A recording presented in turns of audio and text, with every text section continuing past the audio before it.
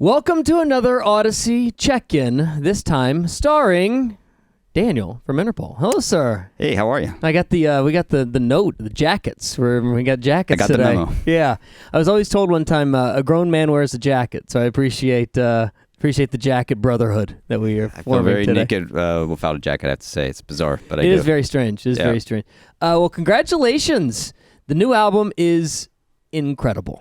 I absolutely love it. I think Tony is really big.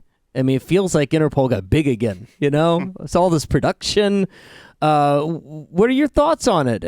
I mean, first off, it took forever. You know, it feels like forever. 4 years. I got to imagine some of that is because of COVID, right? I mean, first, thank you very much. It's really nice to hear. We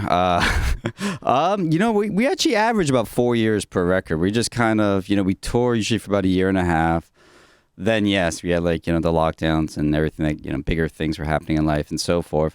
But that's just our pace. It's like year and a half. Then we usually take a break. Then I start writing, and then we kind of plot a time to get together, and then we just start piecemealing new material, and then the recording, and then, granted, we finished a record in late December, early January, so it's been a while. You struck on something that got me. You said when you're writing, you put together whatever you're writing. What is the process for you guys? Explain the Interpol process for me. Usually the songs begin with me just writing at home, just on the same guitar I've had since I was a teenager for the most part, just old classical guitar. And then once, it's been, and then usually after taking a break from the touring cycle and so forth, and then we'll just start touching bass and seeing if we're ready to start bring on new ideas. And then this time because we were in remote locations and there was a lockdown, we had to send things around.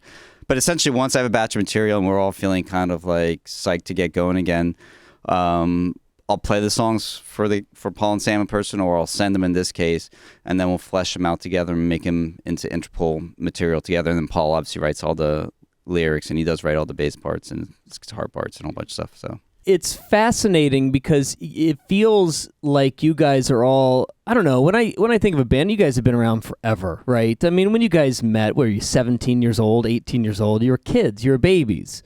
And now you've been around each other for this long. Are you guys hanging out on just a regular basis, or is all this is life pretty much separate for everybody? Well, no, I mean, it's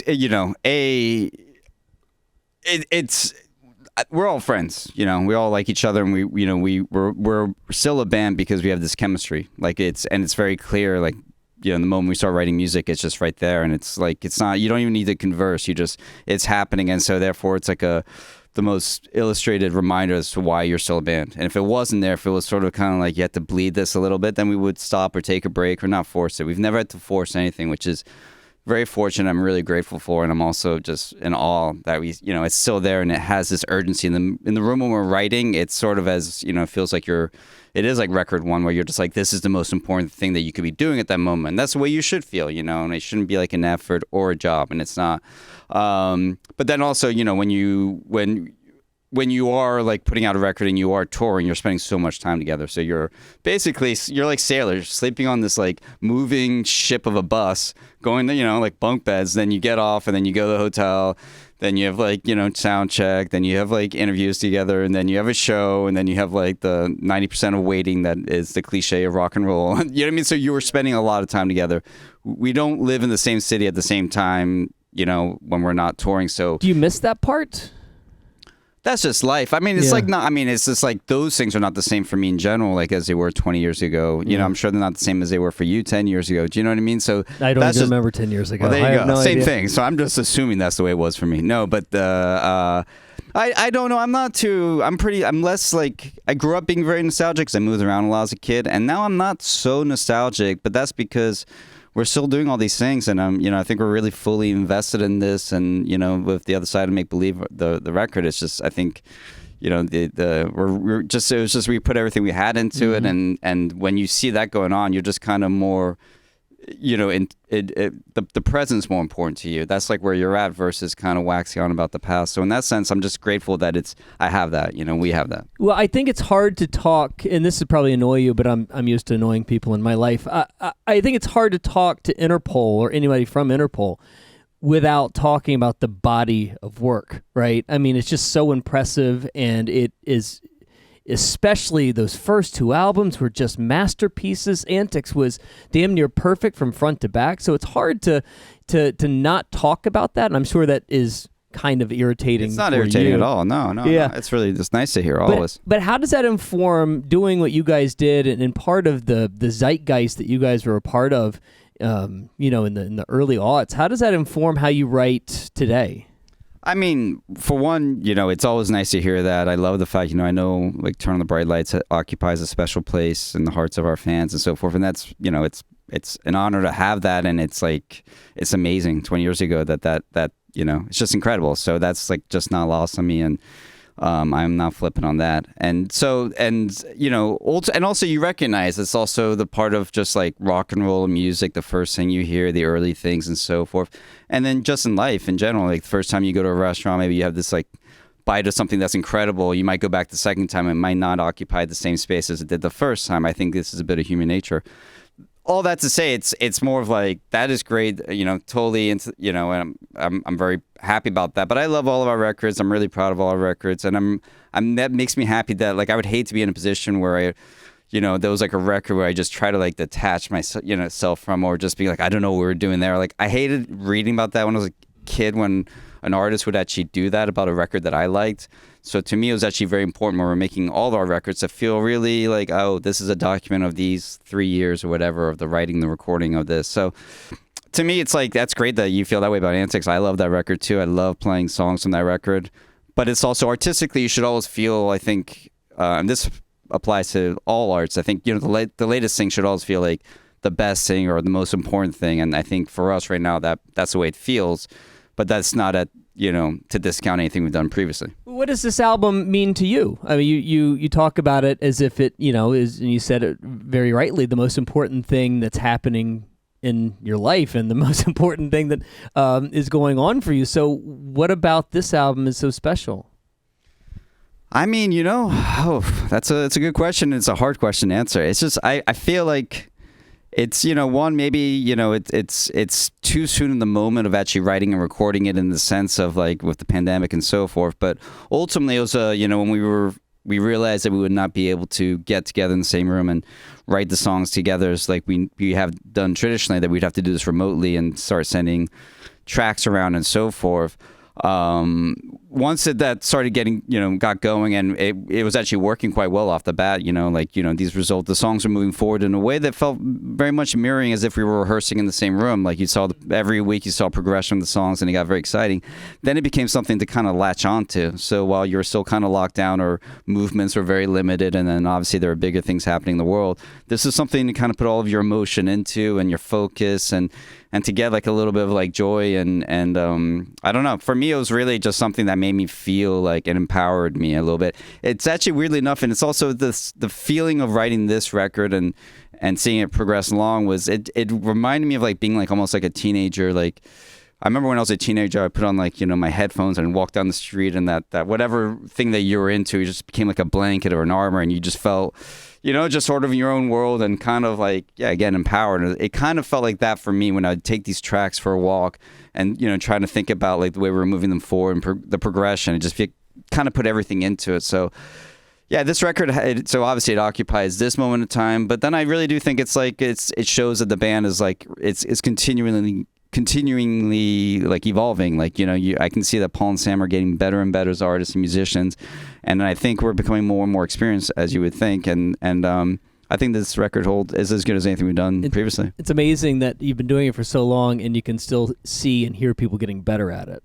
That's for sure. Pretty important. I mean, it's like, Paul he's like a great artist and just one of those people that just gets better at things. It's like, he can. That's annoying. It's it's also it's something to admire in the sense that like he's someone who can all of a sudden start like pick up something new, and then all of a sudden he's pretty damn good at it, and but it took him like 6 months to become pretty damn good at it.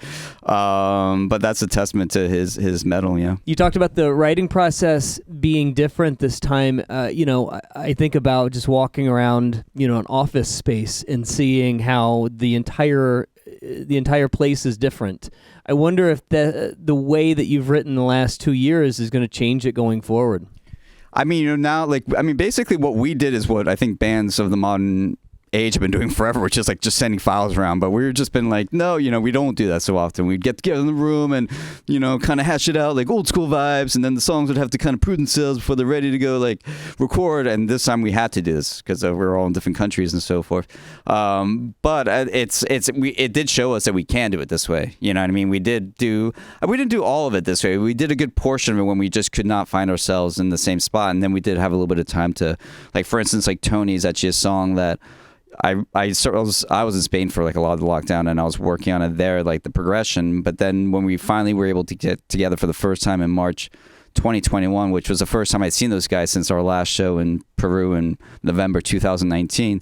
We rented a house in the Catskills. We moved like the couch out of the living room, set up all of our gear there, and there was an old rickety like family piano, and I started playing that on the piano, and then Sam jumped on the kid and Paul jumped on the bass, and then the song kind of came together that way. And right there, you're like, oh yeah, this is why we're a band again. You could see it remotely, and then you could see it in the moment. It just kind of came right back together. And it's a beautiful thing, I think, about, not to be corny, but like about music, it's this weird thing, like why do humans have a reaction to it, and like what is it about it? But it's a very visceral thing. Well, there is this interesting thing about humanity right now, and the things that we are finding to be so impactful in our lives are the things that are so basic to us, right? We love the comfort food again, and the idea of you doing this just the way that you guys did it, that's probably the reason why you feel like a teenager again, right? It almost feels like the first time you did it. I wonder if when Ben Gibbard was making the Postal Service, if any of us are like, that's the future. Yeah. Can't wait till that happens again in 2020. He was ahead of the curve. Yes, he was. So the thing about Interpol that I've kind of noticed is that you guys don't really ever get into politics, and that's probably by design. I wonder if some of that's changing.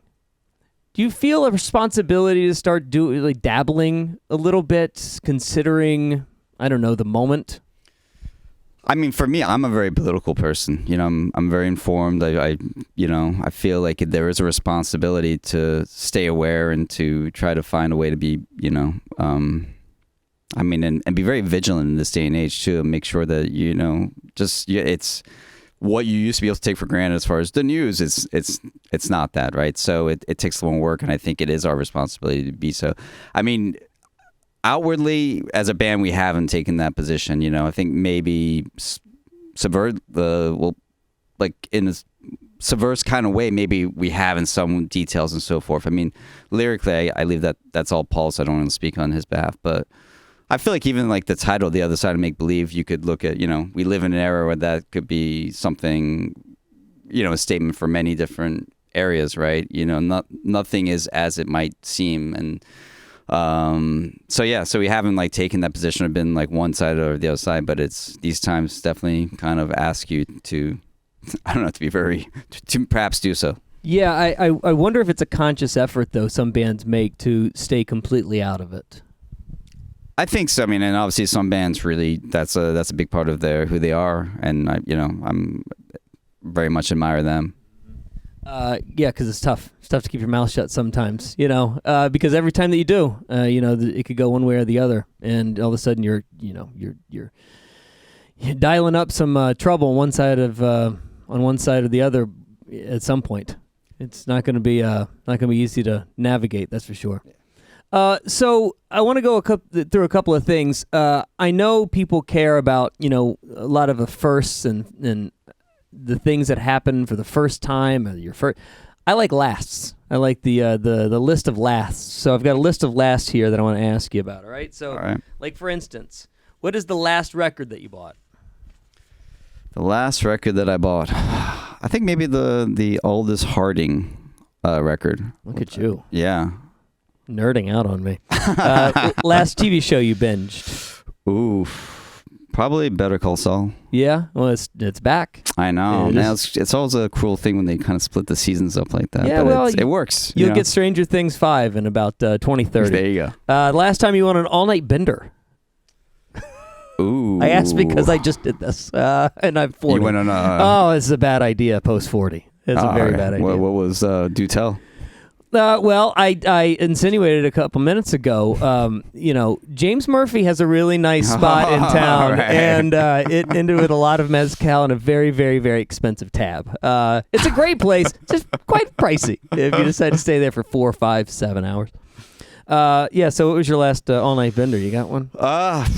It's been a minute. I gotta say, like all-night bender. It might have been a minute. Last picture in your camera roll. It was not a selfie. I'll tell you that much. You don't take you as a selfie man. No, it's probably only to see if it's like make sure I'm like not looking like a sweaty mess. Last person you texted? Last person, it was actually one of my bandmates. Yeah, and then last concert you saw that wasn't your own. Ooh, last concert that. Well, I don't know if this is the very last concert, but we played in Mexico City, and the band that played with us was this band Dry Cleaning. Okay. And I'd heard some of their tracks before, but then just watched them. It's always great when you're watching a band before you play, especially in the context that it was like a one-off show, and they were just great live. Also, great band name. Dry Cleaning. Great, and also just like a really unique energy, and then just really like very urgent energy, and just sort of like, and then you can see the crowd getting really into it and not knowing, just the whole thing happening, and it was great to see. It just makes you really excited to go play too right afterwards, which is the best. I don't know why this just struck me, but you guys spend a lot of time paying really close attention to music videos in an age where, at least rock stars are not paying attention to music videos anymore. Beyonce cares about music videos. You guys spend so much time and effort into that. Why? And I'm sure there's a reason. Well, for one, we're all big film fans, so I feel like, for me, I write this is a little bit separate from music videos, but since the beginning, I've always, I write while watching films. I can't just sit there and just write. It's too much of pressure of this must happen now. I need a little bit of distraction as well as visual stimulation. So to me, film is my biggest influence in general, more than music, I would say.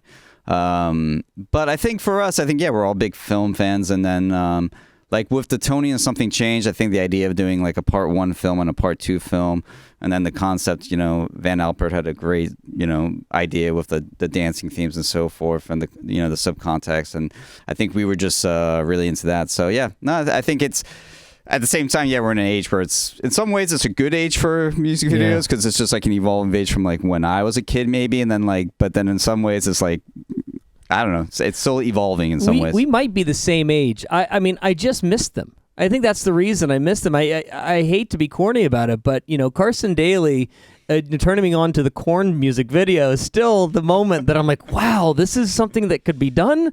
It's a lost art, and I wish that more bands took it more seriously, because I'm really tired of watching music videos where it's just the band playing in front of shiplap.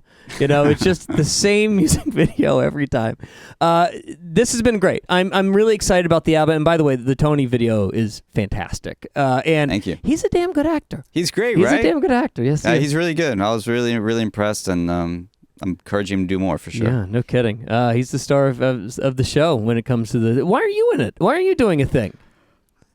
Feel like a cop. He's great, and he's great, cop. And I think I'm probably the guy hiding behind the corner or something. Too shy. This has been great. Congratulations on the album. It's so fun. It feels like you guys are so right back into the pocket. Maybe you never left, but sometimes when a band's out of the consciousness for a minute, you're like, oh my God, they still got it. They still got it. It's Daniel from Interpol. Thank you again for joining us for another Audacy check-in. Daniel from Interpol.